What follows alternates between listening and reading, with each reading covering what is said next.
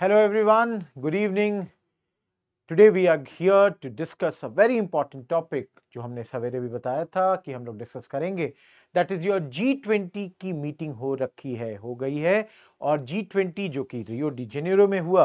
तो इस G20 Brazil 2024 में क्या डिस्कशन हुआ, क्या बातचीत हुई, उसको हमें समझना है. आप इसका टैगलाइन देख सकते हैं, G20 Brazil 2024 building a just world and a sustainable planet. तो चलिए, बहुत छोटा, बहुत क्रिस्प, बहुत ही इंटरेस्टिंग लेक्चर हमें पढ़ना है, हमें समझना है. 15 मिनट में करना है, 15 मिनट में देख लेंगे कि ये क्या है. ओवरऑल ओवरव्यू लेते हैं कि G20 समिट ब्राजील में क्या हुआ, क्या थीम्स डिस्कस हुए एंड इसका भारत की ओर या भारत के ऊपर क्या सिग्निफिकेंस था. तो ये तीन मुख्य बातें हमें यहां पे डिस्कस करनी है. ओवरव्यू में आप सबों को याद रखना है सबसे इंपॉर्टेंट चीज कि ये जो डिस्कशन हुआ, ये हुआ आपका रियो डी जेनेरो में. यहां के मॉडर्न आर्ट म्यूजियम में ये डिस्कशन हुआ. ब्राजील के प्रेसिडेंट लुला डा सिल्वा, इन्होंने इसको होस्ट किया. ग्लोबल लीडर्स थे, अक्रॉस द वर्ल्ड के थे. कुछ नाम आपके सामने हैं. हमारे प्राइम मिनिस्टर नरेंद्र मोदी जी थे, यूएस प्रेसिडेंट जो बिडेन साहब थे और चाइना के प्रेसिडेंट जी जिनपिंग भी थे. इसके अलावा रिप्रेजेंटेटिव्स थे आपके यूरोपियन यूनियन से, अफ्रीकन यूनियन से और भी बहुत सारे major countries like Canada, Italy, France etcetera etcetera. तो इन सारे कंट्रीज के रिप्रेजेंटेटिव्स आपके यहां पर थे.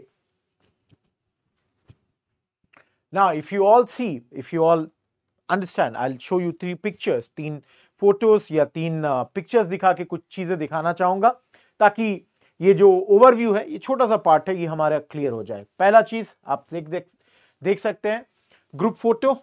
ये सारे वर्ल्ड लीडर्स थे एंड आप prime minister standing just next to the Brazilian president mister Lula and of course mister Biden is here next to our prime minister again. So world leaders सारे हैं. शुरुआती फर्स्ट फोटो में आपके Joe Biden, mister Justin Trudeau और आपके Italy की prime minister Giorgia Meloni नहीं थी, बट बाद में जो ग्रुप फोटो खींचा गया था उनमें ये तीनों लोग भी अवेलेबल थे. बहुत इंपॉर्टेंट पिक्चर नंबर 2. आप देख सकते हैं कितनी गर्माहट है इस रिलेशन में, कितनी बातचीत हो रही है हमारे प्राइम मिनिस्टर और जस्टिन ट्रूडो के बीच में. सभी को पता है कि India Canada relations of late बड़े ही खराब दौर से गुजर रहे हैं. बहुत ज्यादा टेंशन है हमारे रिलेशन के बीच में, रिलेशंस बहुत स्ट्रेन्ड है. एंड अमॉन्ग्स दैट ये पिक्चर कुछ और ही कहानी बता रही है. अगर ऐसा हो कि रिश्ते में गर्माहट आए, बेहतर रिश्ते हो जाए तो बहुत अच्छी बात. थर्ड, एक और पिक्चर दिखाना चाहूंगा. आप देख सकते हैं जी जिनपिंग और जो बिडेन, क्योंकि ये पूरी जो समिट थी इसमें यूएस चाइना के बीच जो ट्रेड वॉर है या जो टेंशन्स है वो भी दिख रहे हैं और इनको इक्वी डिस्टेंट रखा गया. आप देख सकते हैं from the host of this meeting Brazilian president mister Lula. So हमारे बीच में, इन दोनों के बीच में, दोनों ही साइड एक एक वर्ल्ड लीडर को रखा गया था. So these are certain highlights of this particular what do you call meeting. But then इसमें हमारे प्रीलिम्स के लिए एक बहुत इंपॉर्टेंट बात ये थी कि अगर आप लोगों को याद हो, लास्ट जो G20 समिट हुआ था दिल्ली में, उसमें अफ्रीकन यूनियन को भी G20 का मेंबर बनाया गया था. और ये पहला G20 समिट है जब AU अफ्रीकन यूनियन, ये फर्स्ट समिट है जब ये फुल मेंबर के तौर पे समिट को अटेंड कर रहा था. तो फॉर प्रीलिम्स हमारे एग्जाम के लिए याद रखिएगा, जुड़ गए ये 2023 में, लेकिन इनका पहला फुल फ्लेजेड समिट ये यहां पे है. लास्ट आपको पता है पिछली बार होस्ट हम लोग थे, इस बार होस्ट आपके ब्राजीलियन प्रेसिडेंट ऑफ ब्राजील थी और नेक्स्ट टाइम के होस्ट है आपके जोहान्सबर्ग. देख सकते हैं जोहान्सबर्ग नेक्स्ट टाइम का होस्ट होंगे. That's your south Africa. So South Africa is going to be the host for G20 next year. Now, these were the certain facts जो हमारा first part of this lecture था, जहां हमको overview देखना था. Now we will move to the second part. भाई बातचीत हुई तो exactly किन मुद्दों पे बातचीत हुई, किन चीजों पे इन लोगों ने यहां पर डिस्कस किया. And I'll take a separate slide for G20 summit.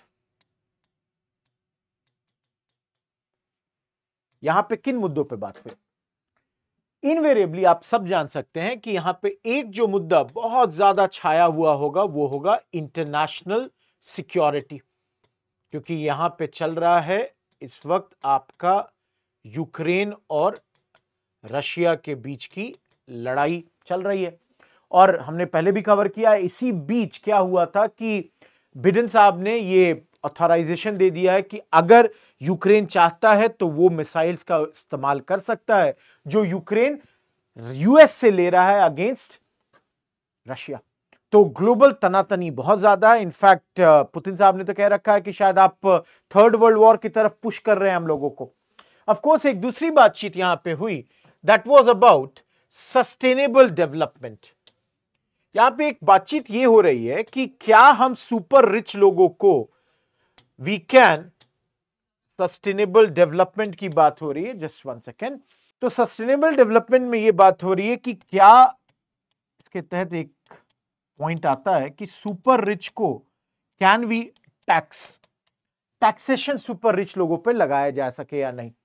Sustainable development, how to combat poverty and super rich पे टैक्सेशन हो या नहीं, ये एक बातचीत भी यहां पर बहुत ज्यादा हो रही थी। आपको पता है जस्ट अभी हमने देखा था COP29 भी। तो इनवेरिएबली यहां पर एक बातचीत जब भी G20 समिट होगी, एक बातचीत तो डेफिनेटली होगी यहां पर अबाउट क्लाइमेट चेंज। अब आप सबों को पता है कि क्लाइमेट चेंज की जो बात हम कर रहे हैं, इसके तहत क्लीन एनर्जी पार्टनरशिप पे बात होनी है। अब यहां दिक्कत यह है कि बिडेन साहब ने तो काफी कुछ कह के गए हैं, ट्रंप उनके बाद बनने वाले हैं प्रेसिडेंट, और विल ट्रंप साहब फॉलो दीज थिंग्स और not. Last but not the least, यहां पर एक और मुद्दा उठ रहा था जो मेजर मुद्दा था, वो था global trade and partnership.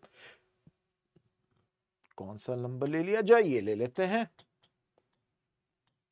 Global trade and partnership. Basically trade imbalance की बात हो रही है कि लगातार जो विश्व में ट्रेड है वो बहुत ही इम्बैलेंस्ड मैनर में चल रहा है।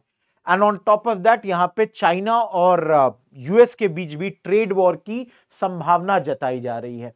संभावना इसलिए जताई जा रही है बिकॉज आप लोगों को पता है कि ट्रंप साहब आएंगे और वो बहुत सारे टैक्सेशंस लगाने वाले हैं, जिससे ये वॉर जो है ग्लोबल ट्रेड वॉर शुरू हो सकता है।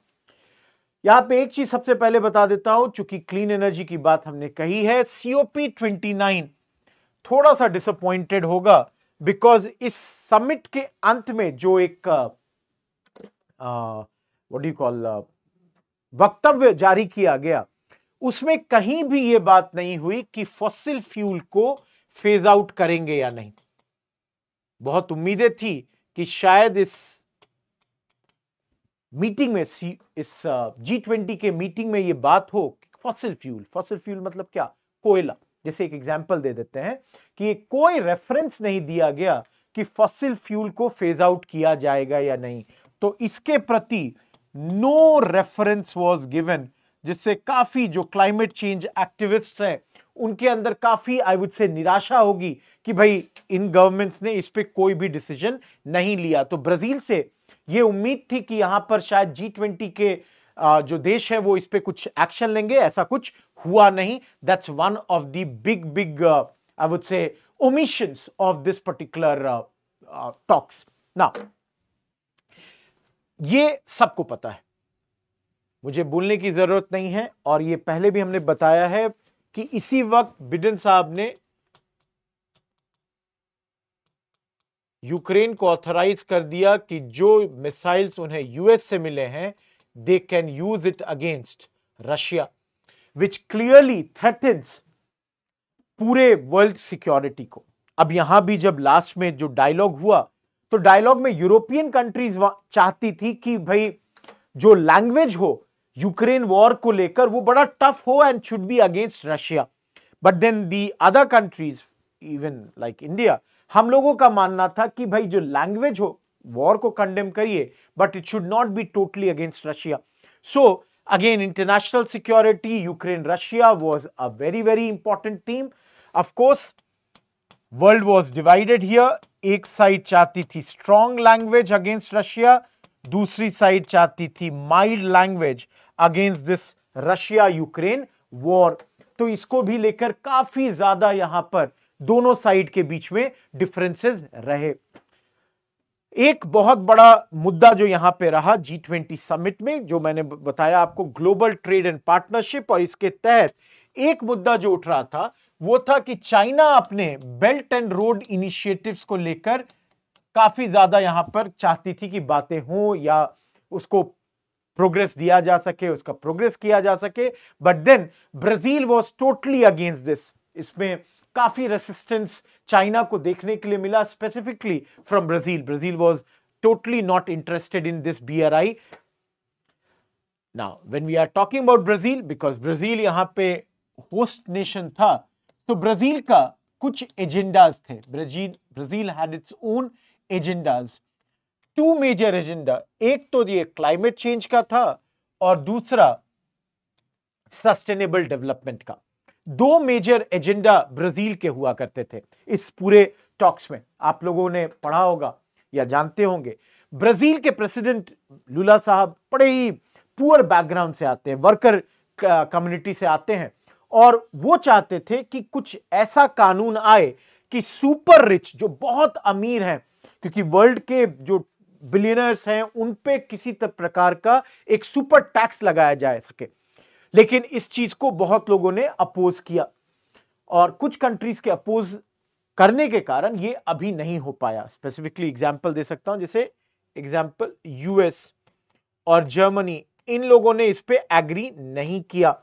There were some other countries which were like कि नहीं, हम लोग इस पे एग्री करते हैं, but then there were many others who were very very clear that we do not want any such thing right now as far as the super rich tax is concerned.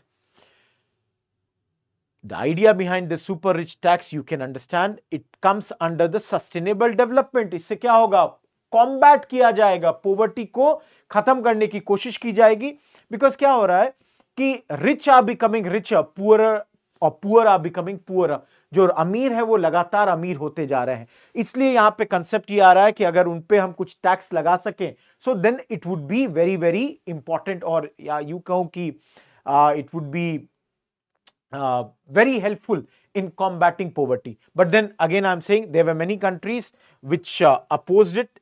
Example is US is there, Germany is there, then there was Argentina also had opposed this. So there were many such countries who had opposed it. Some countries had supported it also. So just to give you one thing, यहाँ पे एक चीज अच्छी हुई कि ये minimum global income tax जिसको push कर रहा था ब्राजील, वो दो एग्री नहीं हुआ यहां पर, but at least they have decided, world के लीडर्स ने डिसाइड किया that we will engage on this, we will try to have some sort of understanding on this point also. इन्होंने कहा है कि जो अल्ट्रा हाई नेटवर्थ इंडिविजुअल्स हैं, HNIs, high net worth individuals जो हैं, अल्ट्रा बहुत ज्यादा अमीर जो हैं, उन पे एक ग्लोबल कुछ अगर टैक्स लगा सकते हैं, we will talk about this. So at least ये कंक्लूजन आया कि we would be talking about this. So ये कहां पे बातचीत होगी, ये G20 के फिनेंस मिनिस्टर्स जब नेक्स्ट मिलेंगे, तो दे have decided that they would definitely be talking about this issue. So Brazil का एक मेजर एजेंडा यहां पे ये था। दूसरा ब्राजील का मेजर एजेंडा आप लोग सब समझ सकते हैं कि ब्राजील अमेज़न फॉरेस्ट, आप सबों ने सुना होगा, ब्राजील के अमेज़न फॉरेस्ट बहुत जल्द, बहुत तेजी से डिप्लीट हो रहे हैं, बहुत ज्यादा इन पे खतरा मंडरा रहा है। सो ब्राजील चाहती थी कि किसी प्रकार का क्लाइमेट चेंज पे भी कुछ यहां पे बातचीत हो। सस्टेनेबल डेवलपमेंट जो हम बात करते हैं, उसमें आप इन्वायरमेंट को भी प्रायोरिटी दें। एंड अल्टीमेटली यहां पे ये हुआ कि बिडेन साहब ने यहां पे ब्राजील के साथ कुछ एनर्जी पार्टनरशिप की भी बात कही। बिडेन साहब ने एक तो कहा, यूएस यहीं पे लिख देते हैं, यूएस ने एक तो कहा कि भाई ठीक है, हम एनर्जी को लेकर हम कोऑपरेट करेंगे ब्राजील के साथ। इन्होंने ये भी कहा कि भाई हम ज्यादा मनी भी देंगे। नाउ एवरीवन, क्लीन एनर्जी को लेकर इन्होंने कहा कि ब्राजील के साथ हम कुछ ना कुछ एग्रीमेंट रखेंगे, बातचीत भी होगी। But now the big question will be कि रिन्यूएबल एनर्जी को लेकर जो व्यू पॉइंट बिडेन साहब का है, the same view point is not that of mister Trump. Trump साहब तो साफ बोलते हैं कि क्लाइमेट चेंज हॉक्स है। तो अगले 4 साल यूएस का क्या रुख रहेगा on this issue, that has to be seen. That would be a big big thing. Lastly, आपको मैंने पहले ही कहा कि यहां के स्टॉक्स में चाइना और यूएस के बीच में जो राइवलरी चल रही है ना, यूएस चाइना राइवलरी, ये भी इसको पूरी तरीके से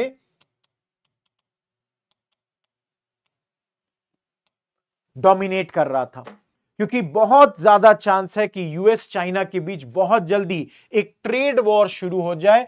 the moment mister Trump would come, he would put कई सारे टैरिफ्स डालेंगे, and after that there is a big big probability कि ट्रंप साहब के टैरिफ्स लाने के बाद यूएस और चाइना के बीच हम लोगों को एक जिसको कहते हैं ट्रेड वॉर देखने के लिए शायद मिल जाए। सो बेसिकली ये बेसिक मुद्दे थे जो यहां पर डिस्कस हुए, जिसको मैंने एक आपके माइंड मैप पे बना के दिया है, आप देख सकते हैं। G20 समिट की खास बात, अफ्रीकन यूनियन आया, जोहानिसबर्ग में अगला समिट होगा। आप की थीम्स क्या क्या बात हुई, global trade economy, climate change, sustainable development और इंटरनेशनल सिक्योरिटी। क्लाइमेट चेंज में कोई रेफरेंस नहीं है फॉसिल फ्यूल फेज आउट के बारे में। यूक्रेन कंडीशन पे बातचीत हुई। जियोपॉलिटिकल मूव्स, BRI की बात हमने की, जी जिनपिंग की बात की। ब्राजील के मेजर एजेंडा क्लाइमेट और इकोनॉमिक थे। इसके अलावा एनर्जी पार्टनरशिप्स की बात की गई। जो बिडेन ने प्लेज किया है कि वो एडिशनल फंडिंग भी देंगे इस पर। यूएस चाइना राइवलरी हमेशा ओवरशैडो करता है इन सब चीजों को। And of course the big big talk कि भाई हम सुपर रिच लोगों पे टैक्सेशन लगाएंगे, रिफॉर्म्स भी किया जाएगा फाइनेंशियल इंस्टीट्यूशंस पे, ये चाहती थी ब्राजील, बट देन ओवरऑल इस पे कुछ ऐसा बात नहीं हुआ है। लास्ट चीज इंडिया के लिए क्या है यहां पे, लास्ट टाइम हम हेड थे इस समिट के, हम बहुत इंपॉर्टेंट नेशन है, ये क्लियरली रिफ्लेक्ट होता है यहां पे, there is no doubt about that. Apart from that, अगर आप साइडलाइंस में देखें, हमारी चाइना के साथ भी बातचीत हुई है, साइडलाइन में इटली के साथ भी बातचीत हुई है। एंड इफ यू ऑल सी, हमने पहली बात की कि ट्रेड कॉरिडोर्स को लेकर भी बातचीत यहां पे हुई। सो इंडिया, अगर हम बात करते हैं, यू कैन लीव दिस, अगर significance for India, last time हम लोग G20 के प्रेसिडेंट थे, मोदी जी फिर से गए थे, और मोदी जी और इंडिया का पार्टिसिपेशन यहां पे क्लियरली दिखाता है कि हम लोग कितना इंफ्लुएंस हमारा ग्रो कर रहा है when it comes to multilateral discussions. What are the collaborations, हमने बात की IMEC के बारे में, साइड बाई साइड चाइना से भी बात हुई, इटली से भी बात हुई, ये सब बातचीत हमने की है when it comes to this particular G20 summit. So everyone, that was a brief short discussion when it comes to your topic of G20 discussions. We would keep on coming with such small discussions every day. Try watching it, do like it, do subscribe it, and that's all. Thank you. Goodbye.